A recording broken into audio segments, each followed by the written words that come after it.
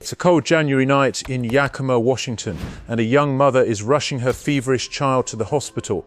Her heart's pounding, her hands shaking as she drives through the dark. She pulls up to Astoria Regional Medical Center, only to find the doors locked, the lights off, and a sign that says closed. This isn't a movie, it's real. In 2019, one of Yakima's 2 hospitals shut down for good, leaving 96,000 people in America's largest rural city with nowhere to turn in emergencies like this. How do you survive when the place meant to save lives just disappears? What happens to a city when its lifeline is cut? Today, we're diving into Yakima's story, a tale of beauty, struggle, and a fight to keep hope alive. Stick with me, because what's happening here will shock you, and it might make you wonder, is your town next? Boom! Oh, went in season, so it's not in season now. Now, let's pull back and ask, what does it mean to live in a place called rural but big enough to be a city? Yakima, 440 miles southeast of Seattle, is home to about 96,000 people, making it Washington's 11th largest city. It's got schools, a mall, even a movie theater, but it's surrounded by endless orchards, farms and mountains. That mix, big population, rural vibe, creates a unique problem. Yakima feels like a city but lacks things you'd expect, like enough hospitals, decent public transport, or even reliable internet in some spots. Why does a place this size struggle to provide the basics? And after that hospital closed, leaving one overburdened facility to handle everything, what's life like for the people left behind? Let's dig in, because the answers are wilder than you'd think. The hospital closure wasn't just a one-off disaster, it's a symptom of something bigger. Back in 2019, Astoria Regional Medical Center shut its doors after its parent company filed for bankruptcy. Over 460 people lost their jobs, and the city lost half its healthcare capacity. The remaining hospital, now called Multicare Yakima Memorial, is swamped, handling over 86,000 emergency room visits in 2021 alone, making it the busiest ER in Washington. Imagine being in pain, waiting hours in a crowded ER because there's nowhere else to go. For some, the next closest hospital is over an hour away in the Tri-Cities, or even farther in Seattle. If you're a low-income family without a car, how do you get there? What if it's a heart attack or a sick kid? This isn't just inconvenient, it's terrifying. The healthcare crisis in Yakima goes beyond emergency rooms. It's about the lack of specialized care. Multicare Yakima Memorial, while a lifeline, struggles to offer advanced services. If you're diagnosed with cancer or need brain surgery, you might have to travel to Seattle or Spokane, hours away for treatment. For families already stretched thin, these trips mean lost wages, childcare headaches, or even skipping care altogether. In 2023, Yakima County reported that over 20% of residents with serious illnesses delayed treatment due to travel barriers. Imagine getting a life-changing diagnosis only to realize the help you need is out of reach. How do you fight for your life when the system feels stacked against you?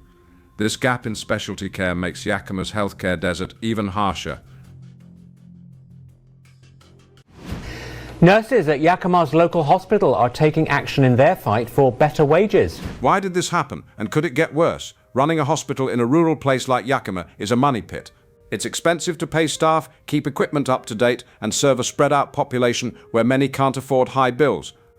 A lot of folks here work in agriculture, picking apples, tending vineyards, or packing fruit. These jobs are tough, seasonal, and often come with no health insurance. Hospitals lose money when patients can't pay, and government programs like Medicaid only cover about 67% of costs, Medicare about 80%. No wonder over 140 rural hospitals have closed across America since 2010. But here's the scary part. With only one hospital left, Yakima's a healthcare desert. If that last hospital struggles, what happens to the 96,000 people who call this place home? Are we okay letting entire communities lose access to care?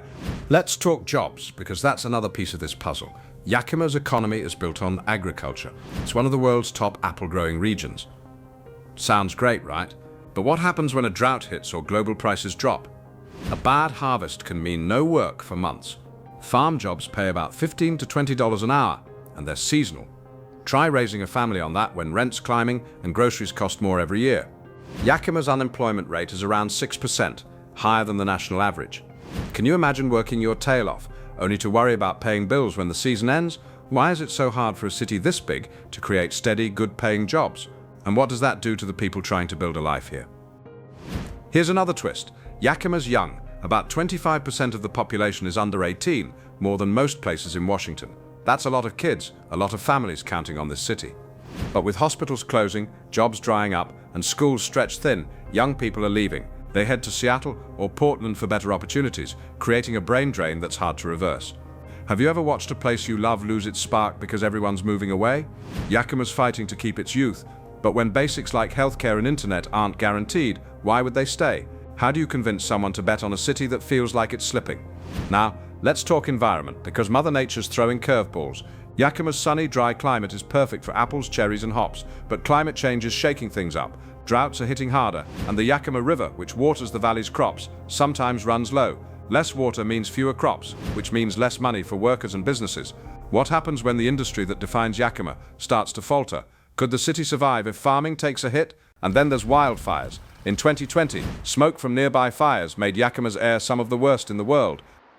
Imagine coughing every time you step outside, or keeping your kids indoors because the air's toxic. How does a city protect its people when the environment itself is turning against them? Housing's another sore spot.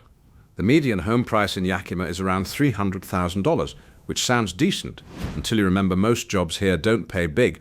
For a farm worker earning $30,000 a year, that house is a pipe dream. Renting's no better. A two-bedroom apartment can cost $1,200 a month. Many families end up packed into small homes, multiple generations under one roof. Ever tried living in a crowded house where everyone's stressed about money? It's tough, and it's becoming normal in Yakima. Why is housing so unaffordable in a place that's supposed to be a budget-friendly rural hub? Food insecurity adds another layer of hardship to Yakima's struggles, creating a cruel irony in a city surrounded by some of the nation's most fertile farmland.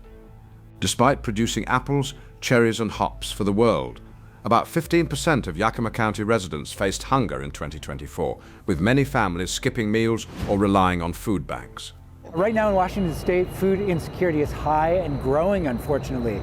Low wages and seasonal work mean that even farm workers who harvest the region's bounty can't always afford groceries.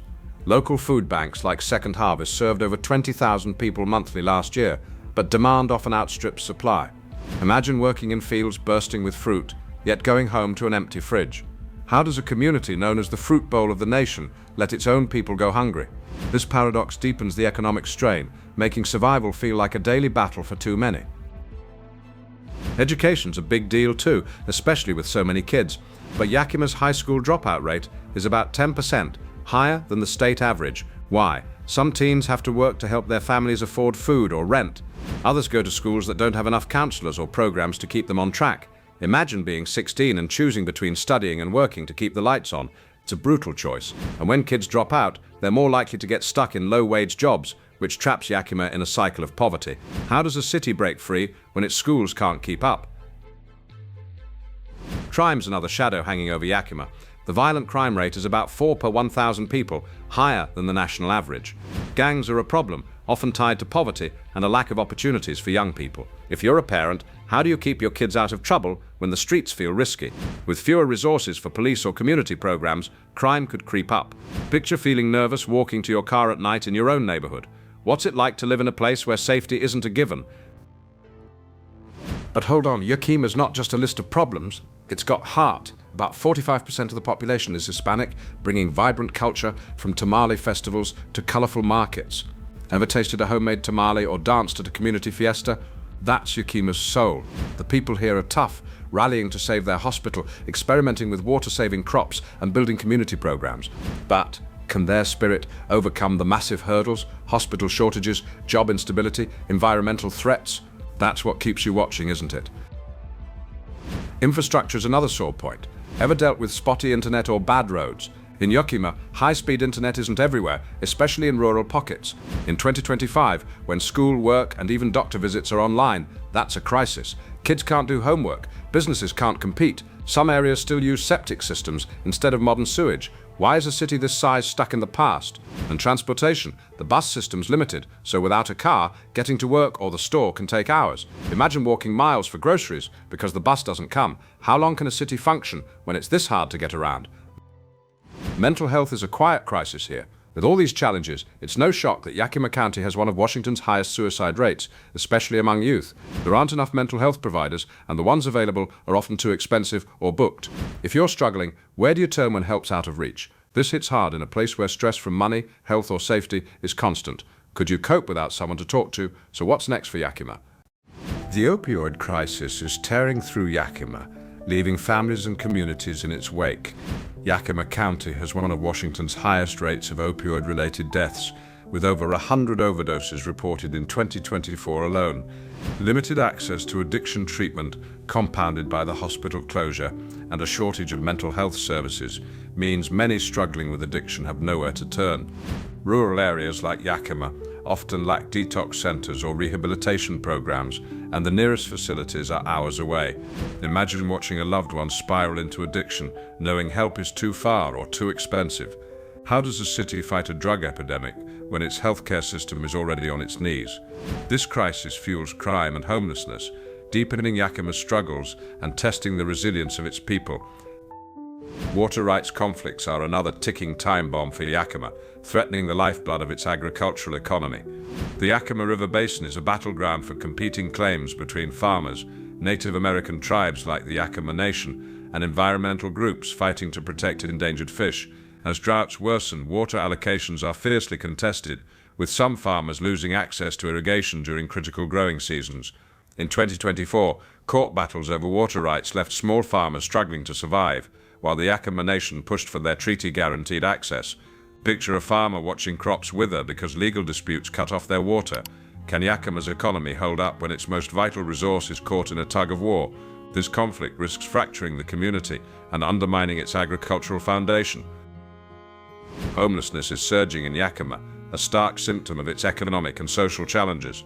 In 2024, Yakima County reported over 1,200 people experiencing homelessness, a 20% increase since 2020. With rising rents, low wages, and limited social services, many families and individuals are one missed paycheck away from the streets. Shelters are overcrowded, and harsh winters make survival brutal for those without homes. The closure of community resources like drop-in centers during the hospital bankruptcy only worsened the crisis. Imagine sleeping in a park in freezing temperatures because there's nowhere else to go. How does a city rebuild when so many of its people are left exposed to the elements? Homelessness compounds Yakima's struggles, stretching already thin resources. Systemic inequities hit Yakima's Hispanic community particularly hard, amplifying the city's challenges. Making up 45% of the population, many Hispanic residents face language barriers, limited access to healthcare, and discrimination in housing and employment. Farm workers, often Hispanic and including undocumented individuals, earn low wages and lack protections, making them vulnerable to exploitation. In 2023, reports surfaced of labor violations in Yakima's orchards, with workers denied breaks or fair pay. Imagine toiling under the sun for hours, only to be shortchanged and ignored. How does a city thrive when nearly half its people face systemic barriers? These inequities fuel poverty and distrust, making solutions harder to reach. Yakima's lack of disaster preparedness leaves it dangerously exposed to environmental threats like wildfires and floods. With wildfires becoming more frequent, 2024 saw record-breaking fire activity in the region. Yakima lacks adequate evacuation plans, emergency shelters, or public alert systems. Many rural residents, especially those without reliable internet or phones, miss critical warnings. Flood risks from the Yakima River also loom, yet infrastructure like levees remains outdated. Picture a wildfire racing toward your home, but you get no alert and have nowhere to go. How does a city protect its people when it's unprepared for disasters? This vulnerability heightens the stakes for Yakima, where nature's threats could devastate an already struggling community. The city's got potential, rich land, a strong community, and a location that could draw tourists if marketed right. Efforts are underway, like Multicare's plan to bring back services like heart surgery to the hospital. But the challenges are linked. Lose healthcare, and people leave, lose jobs and crime spikes. Ignore the environment, and the economy crumbles. What will it take for Yakima to thrive? Can it beat the odds, or is it a warning for rural America? Yakima's story isn't just about one city, it's a mirror for rural America.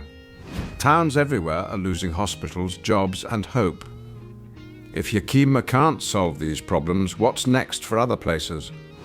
Could your town be one closure away from chaos? Yakima's people are fighters. Farmers, teachers, families who love their home, but love alone can't fix broken systems. Will they get the help they need? Next time you hear about a struggling rural town, will you care? Share your thoughts below, especially if your hometown's facing similar fights. Let's keep this conversation alive. Stay curious and keep asking the tough questions.